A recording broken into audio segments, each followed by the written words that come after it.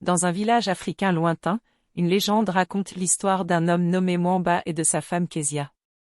Ce conte explore la culpabilité, les remords, et la manière dont les secrets les plus sombres peuvent revenir pour hanter ceux qui les gardent. Il y a longtemps, dans un petit village entouré de montagnes et de forêts denses, vivait un homme nommé Mwamba. Il était connu pour sa force et sa détermination, mais également pour son cœur sombre, rempli de secrets. Mwamba avait une femme, Kezia, une femme douce et aimée de tous les villageois. Elle était la lumière du village, connue pour sa gentillesse et sa générosité. Un jour, sans raison apparente, Kezia disparut. Les villageois, inquiets, se mirent à sa recherche. Ils fouillèrent les forêts, interrogèrent les rivières et écoutèrent les vents, mais Kezia semblait s'être évaporée. Au fil des jours, l'espoir de la retrouver s'estompa, et une profonde tristesse envahit le village. Mwamba, bien qu'il partageait l'apparence d'un homme en deuil, portait en lui un secret bien plus sombre. Personne ne savait que, dans un accès de rage irrépressible, il avait tué Kezia une nuit, puis enterré son corps sous le grand baobab, l'arbre qu'ils aimaient tant. Il avait gardé ce secret enfoui, craignant que la vérité ne le détruise. Malgré la disparition de Kezia, Mwamba continua de vivre parmi les siens, tentant de mener une vie normale. Il riait, travaillait, et partageait des histoires avec les villageois, mais chaque nuit, il se retrouvait seul face à ses cauchemars. Dans ses rêves, Kezia revenait, avec des yeux remplis de douleur, murmurant des mots qu'il ne comprenait pas. Sa conscience était comme une plaie ouverte, sa culpabilité s'infiltrant dans ses pensées chaque jour. Peu à peu, des phénomènes étranges commencèrent à se produire. Le vent soufflait plus fort près du baobab, murmurant des mots incompréhensibles. Les villageois ressentaient un froid glacial en passant près de la maison de Mwamba.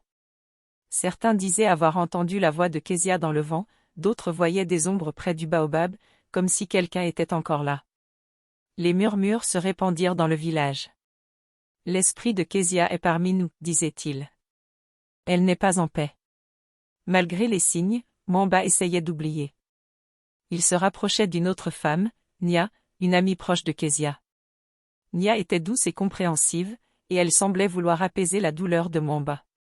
Mais chaque fois qu'il pensait à elle, il se rappelait du visage de Kezia, son regard accusateur. La culpabilité le rongeait, mais il était déterminé à avancer, à enterrer son passé avec le corps de sa femme. Une nuit, alors que Mwamba était seul, il sentit une présence dans sa maison. Les murs semblaient se refermer sur lui, l'air devenait lourd et glacial. Une ombre apparut devant lui, grandissant jusqu'à devenir une figure reconnaissable.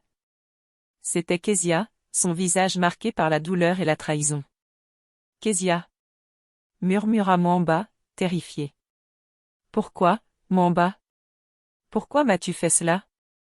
La voix de Kezia était douce mais déchirante, remplie de chagrin. Mwamba sentit son cœur se briser. Il tomba à genoux, les larmes coulant abondamment. « Je suis désolé, Kezia. Je ne sais pas ce qui m'a pris. Le remords me dévore chaque jour. » L'esprit de Kezia s'approcha de lui, tendant une main éthérée. « Tu dois avouer, Mwamba. Tu dois libérer mon esprit de cette souffrance. » Le lendemain, Mwamba rassembla les villageois sous le baobab. Il leur raconta tout, son crime, son remords, et l'apparition de Kezia. Les villageois étaient choqués et en colère, mais ils virent la sincérité dans les yeux de Mwamba.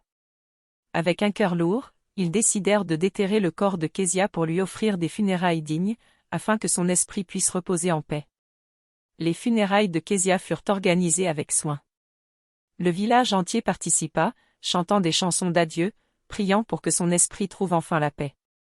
Mwamba, quant à lui, se tenait à l'écart, observant, sachant que sa vie ne serait plus jamais la même. Mais il sentait aussi un poids se lever de ses épaules, un début de paix dans son cœur. Avec le temps, les vents cessèrent de murmurer et le baobab recommença à produire des fruits sains. Mwamba, bien qu'isolé et brisé, trouva une forme de rédemption dans l'entretien de la tombe de Kezia. Il savait que son acte était impardonnable, mais en révélant la vérité, il avait permis à l'esprit de Kezia de trouver la paix. Le village garda l'histoire de Mwamba et Kezia comme une leçon sur le danger des secrets, l'importance de la vérité, et la possibilité de la rédemption, même dans les circonstances les plus sombres. Ainsi se termine l'histoire de Mwamba et Kezia, un conte où le remords, la vérité, et la rédemption se croisent. Chers spectateurs, si cette histoire vous a touché, n'oubliez pas de liker, de commenter, et de vous abonner pour plus de contes africains remplis de leçons de vie.